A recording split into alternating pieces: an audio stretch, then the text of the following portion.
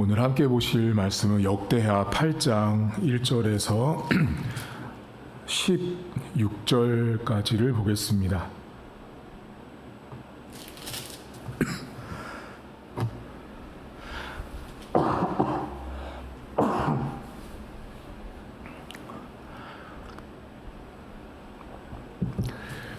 역대하 8장 1절입니다. 솔로몬이 여호와의 전과 자기의 궁궐을 20년 동안에 건축하기를 마치고 후람이 솔로몬에게 되돌려준 성읍들을 솔로몬이 건축하여 이스라엘 자손에게 거기에 거주하게 하니라. 솔로몬이 가서 하맛소바를 쳐서 점령하고 또 광야에서 다드모를 건축하고 하맛에서 모든 국고성들을 건축하고 또 윗 베토론과 아랫 베토론을 건축하되 성벽과 문과 문빗장이 있게 하여 견고한 성읍으로 만들고 또 바알랏과 자기에게 있는 모든 국고성들과 모든 병거성들과 마병의 성들을 건축하고 솔로몬이 또 예루살렘과 레바논과 그가 다스리는 온 땅에 건축하고자 하던 것을 다 건축하니라.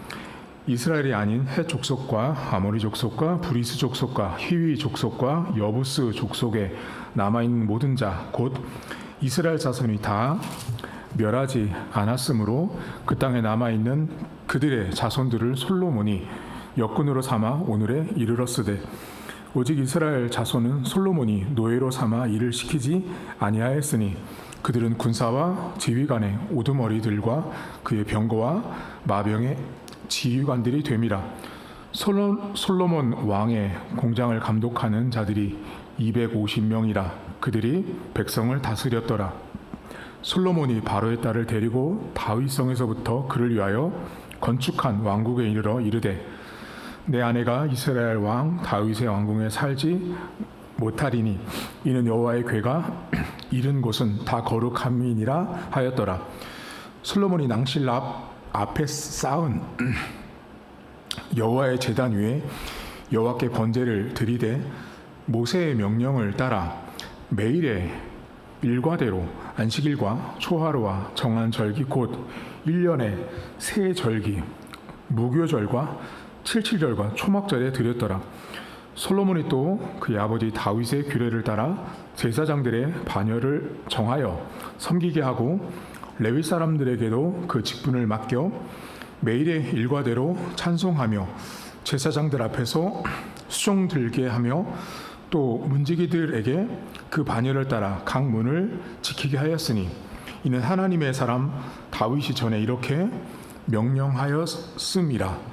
제사장들과 레위 사람들이 굳고 일에든지 무슨 일에든지 왕이 명령한 바를 전혀 어기지 아니하였더라. 솔로몬이 여호와의 전에 기초를 쌓던 날부터 준공하기까지 모든 것을 완비하였으므로 여호와의 전 공사가 결점 없이 끝나니라. 아멘. 오늘 역대하 8장은 솔로몬이 어제까지 이제 성전을 하나님 앞에 봉헌하고 이제 나머지 나라 일을 살피는 장면이 등장을 합니다. 오늘 성경에 보면 여러분 역대하 성경은 이스라엘 백성들이 바벨론 포로에서 돌아온 이후에 쓰여진 성경입니다. 그러니까 이제 포로 생활을 끝내고 돌아온 이스라엘 백성들이 이제 다시 성전을 건축하고 다시 예배를 회복해야 되는 그런 시점에 기록된 성경책인데 일단 이 성전이 건축된 모습을 기록을 하고 그리고 지금 이 솔로몬이 성전을 건축을 마친 이후에 그 20개의 성읍이 등장을 해요. 그 20개의 성읍은 관리가 되지 않아서 이제 황폐한 곳이었는데 그것을 다시 이제 건축하게 돼요. 그 건축을 하는 과정에 이제 이 솔로몬이 어떻게 하냐면 국고성, 뭐 병거성, 마병성 각 성을 이제 건축을 하게 돼요.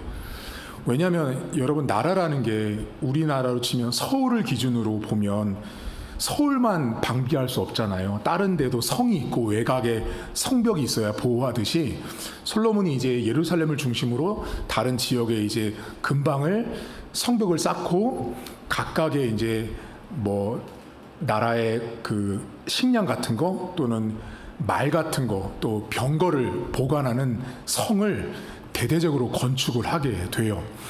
그런데 이 건축하는 과정에 보면 솔로몬이 하는 행동이 있어요. 그게 뭐냐면 오늘 본문에 보면 히위 족속, 여부스 족속 여러분 나오시죠. 이들은 사실 가나안 땅에 있는 이방 민족이죠. 근데 이 백성들이 지금 솔로몬 시대까지 살아 있는 거예요. 왜 그랬냐면 여러분 기억하시겠지만 이스라엘 백성들이 가나안 땅에 들어갔을 때 하나님께서 모두 다 진멸하라고 했는데 모두 다 진멸을 하지 못한 그 이방 나라의 후손들이 솔로몬 그때까지 살아 있었어요. 근데 지금 이 솔로몬이 그 이방 민족들을 어떻게 이제 그 나라의 성을 만들어가는 상황에 건축을 할 때 현장에서 일하는 노동자로 사용을 합니다. 여러분 어디 보시냐면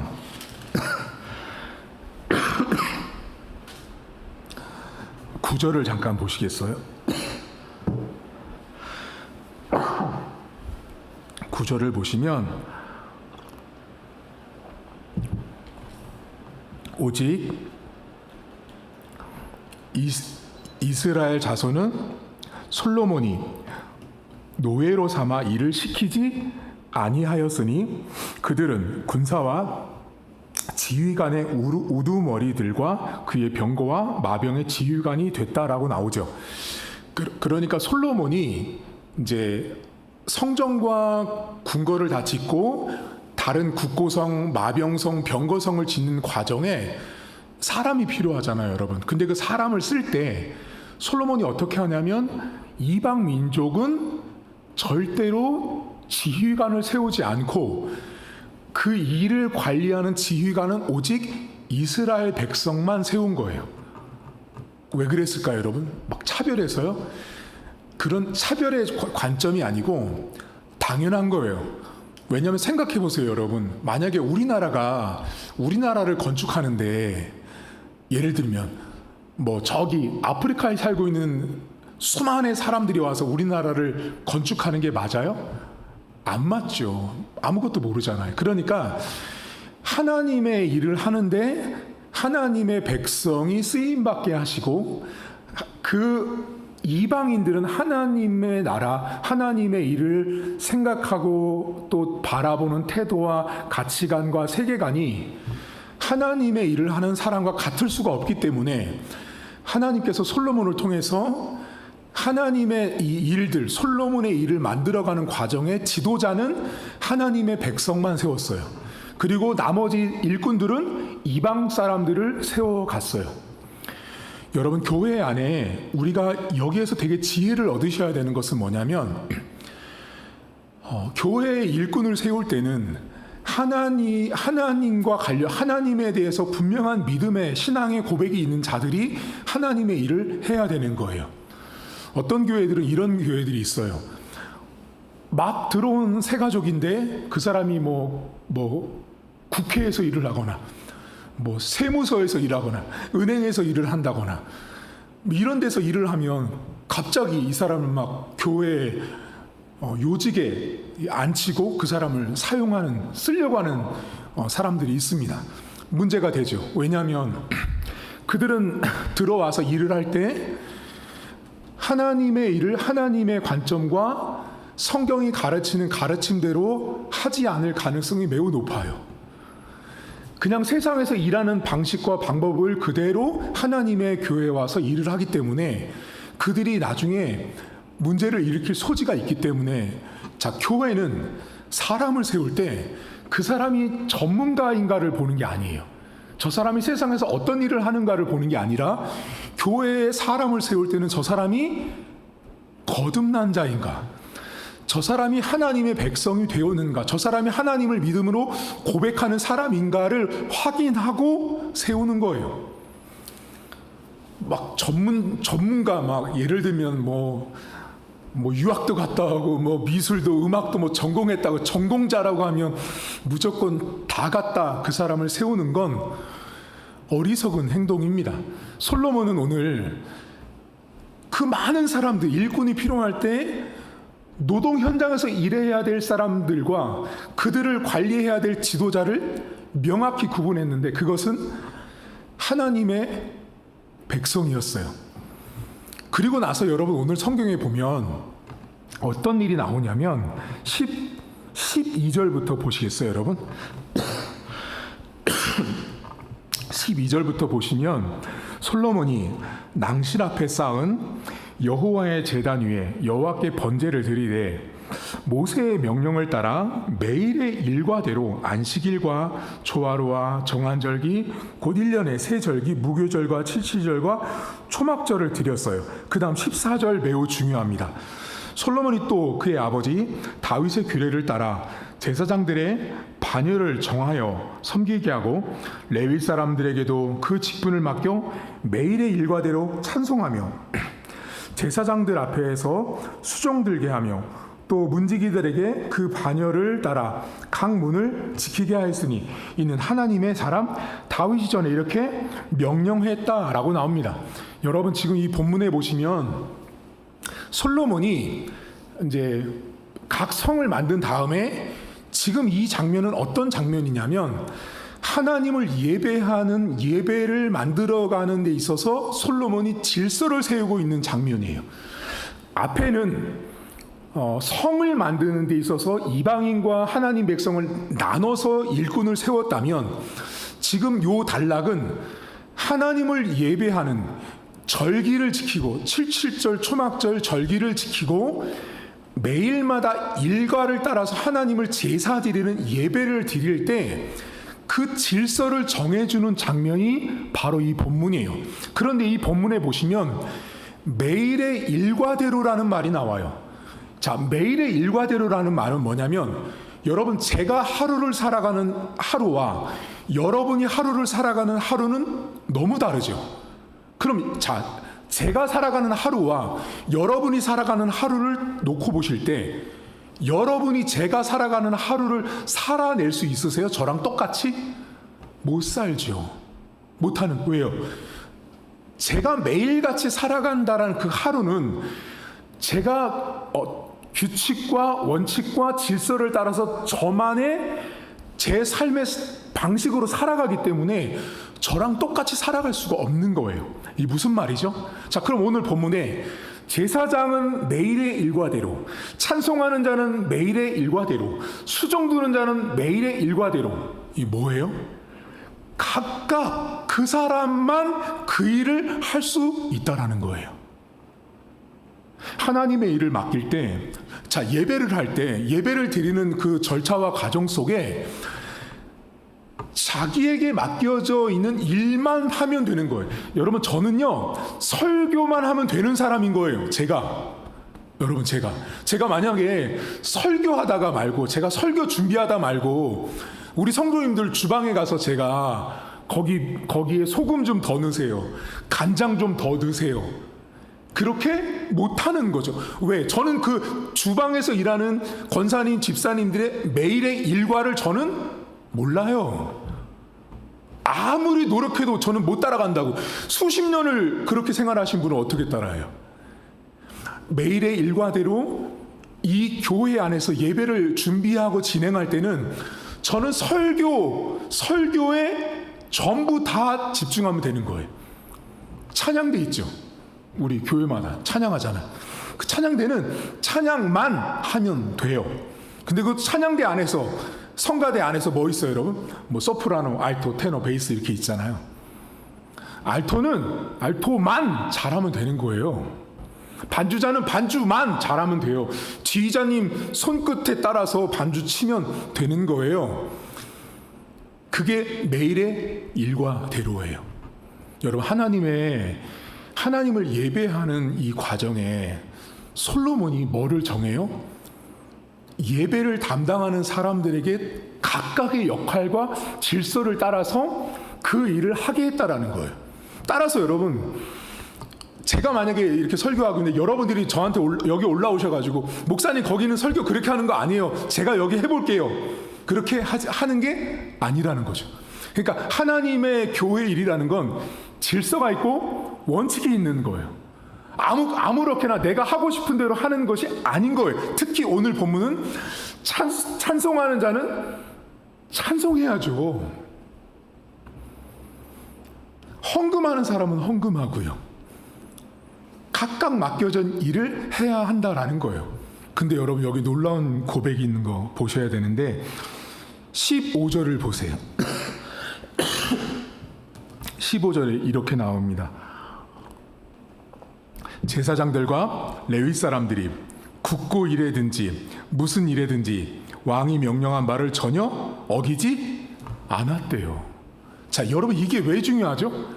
자, 솔로몬 왕이 하나님의 성전도 궁궐도 다 지은 다음에 국고성, 병거성, 마병성도 다 짓고, 그리고 예배와 관련된 찬송하는 자, 섬기는 자를 다 순서를 다 정해놨는데 여기 본문에 뭐라고 말해요? 아무도 솔로몬의 말을 어기는 사람이 없었대요. 그럼 이 말은 솔로몬이 무서워서 어기지 않은 거예요? 그걸 기록한 게 아니에요. 이 성경이 여기 본문에 제사장과 레위 사람들이 솔로몬의 말을 어기지 않았다라는 건 뭐냐면, 지도자가 솔로몬이 그렇게 산 거예요. 제사장과 레위 사람들이, 백성들이 볼 때 저 솔로몬이 행하고 있는 지혜로움과 솔로몬이 나라를 다스리고 있는 모습을 보니까 솔로몬의 말을 거역할 이유가 전혀 없는 거예요. 여러분, 그래서 여러분들 옆에 우리의 삶에 혹시라도 나를 거역하는 누군가가 있습니까? 여러분이 볼 때 저 사람은 왜 이렇게 나를 거역하는 거야? 저 사람이 나를 왜 이렇게 거역하는 거야? 라는 이 말은요, 뒤집으면 무슨 말인지 아세요? 여러분이 그렇게 안 살고 있는 거예요. 여러분이 그렇게 안 살고 있기 때문에 나를 향해서 거역하는 거예요. 왜? 본인도 못 살면서 누구한테 잘 살라고 말을 해요. 예전에 너나 잘하세요라는 유명한 영화 대사도 있었잖아요. 솔로몬의 삶이 제사장이나 레위인들이 볼 때 거역할 이유가 전혀 없는 거예요. 나라를 다스리고 예배를 관리하는 모든 것들을 하나님의 말씀대로, 오늘 본문에 보시면 여러분, 조상 다윗이 명령한 대로라는 말은 과거부터 쭉 내려왔던 하나님의 명령을 따라서 솔로몬이 지금 나라와 예배와 모든 것들을 다 질서를 따라서 시행하고 있었다라는 거예요. 그 모습을 본 백성들이 거역을 못한 거예요.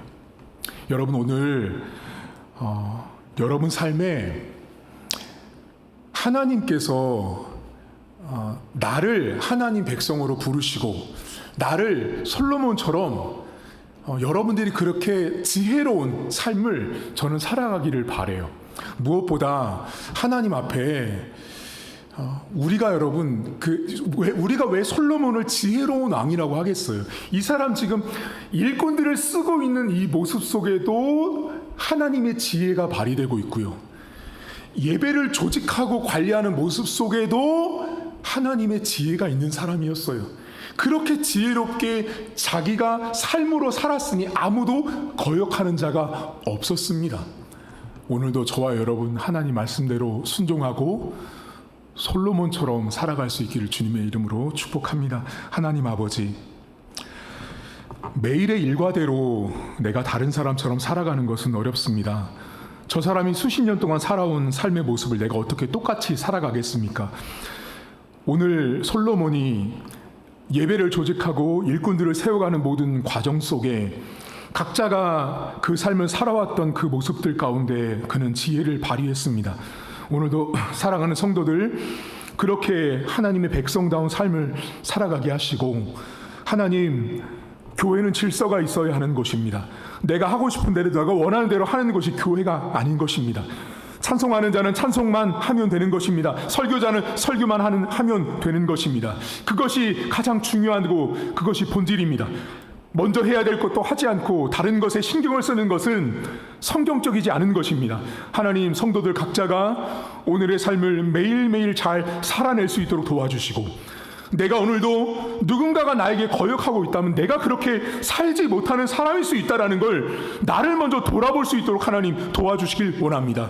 하나님, 솔로몬에게 아무도 거역하지 않았다는 건 그가 그렇게 하나님의 말씀을 따라 살아냈습니다. 오늘도 우리 교회가, 우리 성도들이, 또 제가 그렇게 하나님의 말씀대로 살아내는, 그래서 모두가 하나님의 말씀에 순종하는 하루가 될 수 있도록 은혜를 베풀어 주시고, 솔로몬이 가지고 있었던 그 지혜로움이 오늘 하루에도 우리 성도들 삶에 풍성할 수 있도록 은혜를 베풀어 주옵소서. 감사드리며 예수님의 이름으로 기도하옵나이다. 아멘. 하늘에 계신 우리 아버지, 아버지의 이름을 거룩하게 하시며 아버지의 나라가 오게 하시며 아버지의 뜻이 하늘에서와 같이 땅에서도 이루어지게 하소서. 오늘 우리에게 일용할 양식을 주시고 우리가 우리에게 잘못한 사람을 용서하여 준 것 같이 우리 죄를 용서하여 주시고 우리를 시험에 빠지지 않게 하시고 악에서 구하소서. 나라와 권능과 영광이 영원히 아버지의 것입니다. 아멘.